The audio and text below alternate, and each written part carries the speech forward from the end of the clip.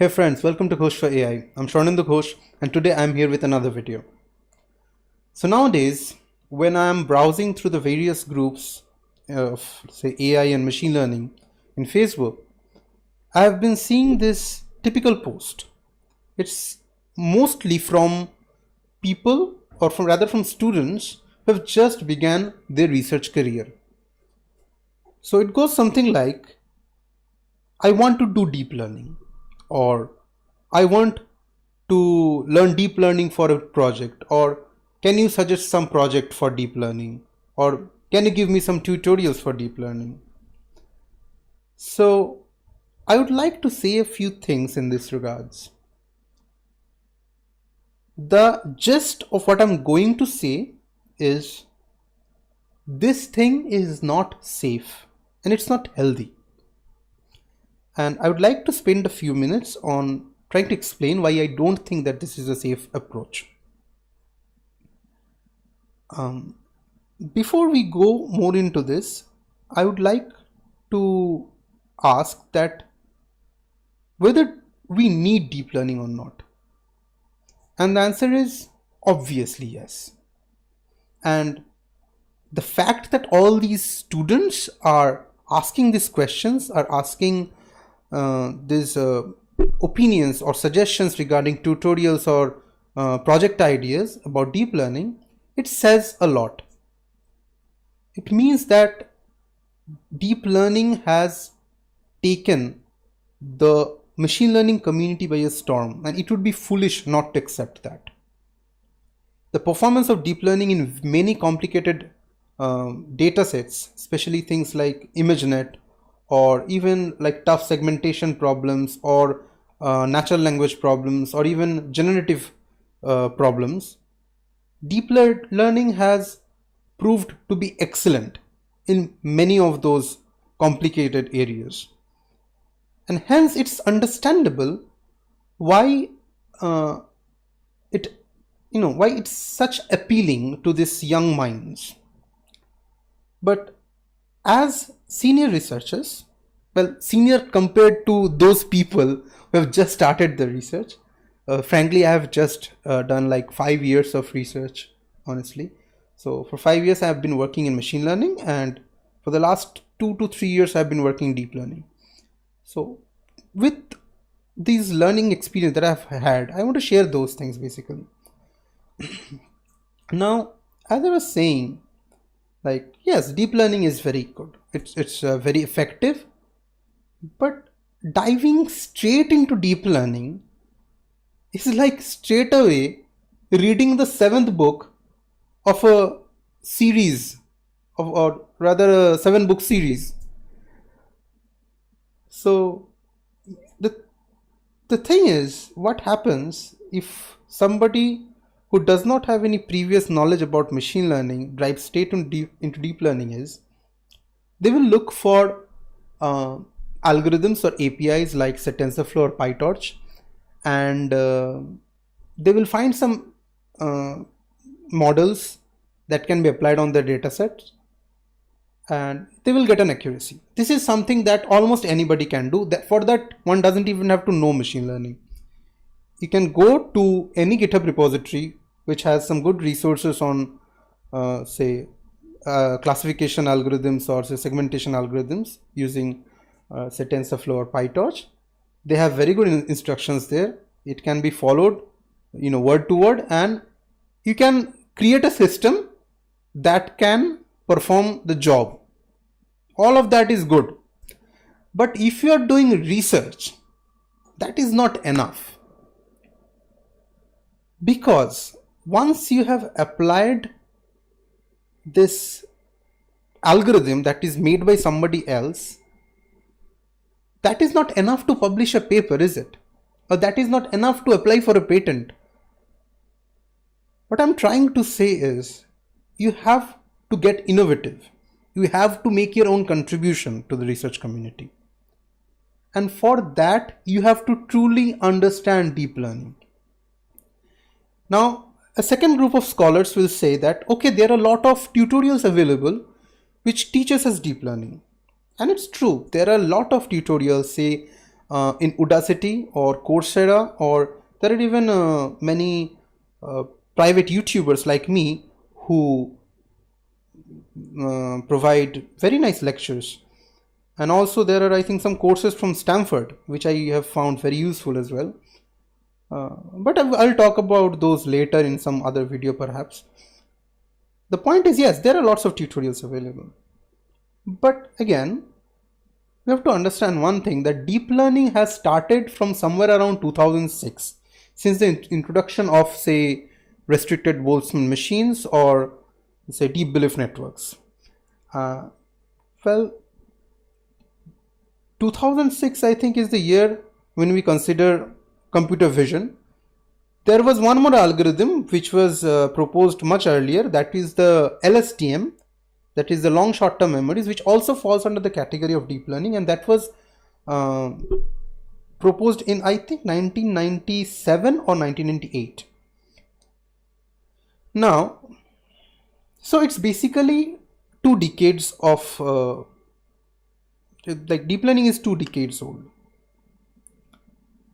And to understand deep learning, and if we start from here, like from 1998, and start studying deep learning, we will be missing on some very key concepts that actually led to the birth of the field.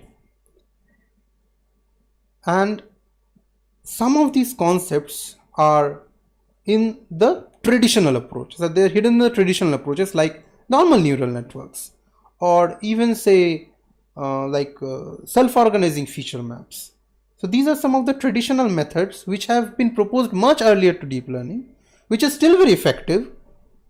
But if people start diving straight into deep learning, they will be forgetting those, or they will not have any idea about these algorithms, and their overall knowledge will be limited. Moreover, another thing is, if we ask ourselves that whether we need deep learning or not, I would say that it depends. It depends on some factors like, say, the data you have. The data, it might not be complex enough for the need of deep learning algorithms. Now, deep learning algorithms have been built specifically for handling complex kind of data. Another thing, most of the time, deep learning algorithms are dependent on the quantity of data available for training. So those things might not be present in our case, or in a problem that we are trying to handle. So data is very important. We have to consider the kind of data we have. We have to consider the complexity of the data. We have to consider how much data we have. Given all those, if the data is not too complex for us to extract the features from the data, or the amount of data is very less, it is actually much better to focus on traditional approaches, which is not which does not fall under a deep learning paradigm. Moreover, as the complexity increases, or as we have more amount of data, yes, we can then shift on to deep learning. But another thing comes on is the availability of computing resources. Now, deep learning algorithms are, they have huge number of operations going on. Like there are huge, basically all deep learning algorithms is a large combination of y equals to mx plus b. That's the equation for a linear regression, and followed by a nonlinear activation. So y equals to mx plus b, this is an operation that involves some multiplication and additions, right? And for doing a large number of these things, we need to have the computational resources to do those computations. So most of these days, deep learning is dependent on graphics processing units or GPUs, especially from NVIDIA. So the NVIDIA GPUs, they have given us access to the computing cores through an API called CUDA. Using that, we can parallelize the computation on the large number of CUDA cores available. But the thing is, these GPUs are not always very cheap, or rather the GPUs which provide significant speed up when it comes to large amount of data, it's not that cheap for a young researcher who have just started their research career to possess. And not all universities or laboratory can provide you a GPU instantly as you start doing your research. So it is better to learn some traditional techniques at least before diving straight into deep learning. And saying that, I would like to point out one more thing, that before one jumps into deep learning, number one, of course, have these ideas about some of the traditional techniques that have led to the birth of deep learning. And number two, also have a good grasp over mathematics. Because when you're doing academic research, your fundamental contribution has to come from a mathematical angle if you want to publish a very good journal or a very good conference. Now, to make that contribution come from somewhere, a mathematical domain, you have to have good grasp over basic mathematics like discrete mathematics, probabilities, also say a bit of calculus, especially differential calculus. So these few mathematical concepts must be clear before you jump into deep learning. And saying all that, I would still say yes, deep learning is one of the most appealing lines, and if you want to study deep learning, that's very good for you, and I am wholeheartedly encouraging you. Maybe I'll make another video in which I'll give you a link of some few resources about deep learning, which is good for starting your preparation. But before you do all that, I would please suggest you to go through some basic books or tutorials on traditional machine learning. There are some good courses. I think one is given by Andrew Ng. There is a machine learning course given by Andrew Ng, which is quite good. And you can also follow some books by say Bishop. There is a pattern recognition and machine learning book by Bishop, and there is one by Tom Mitchell. There is a machine learning book which is by Tom Mitchell. That's a very small book and it's a very nice to read book. For understanding the basics of say neural networks, I would suggest Simon Haykin. He's an author of a book called Neural Networks.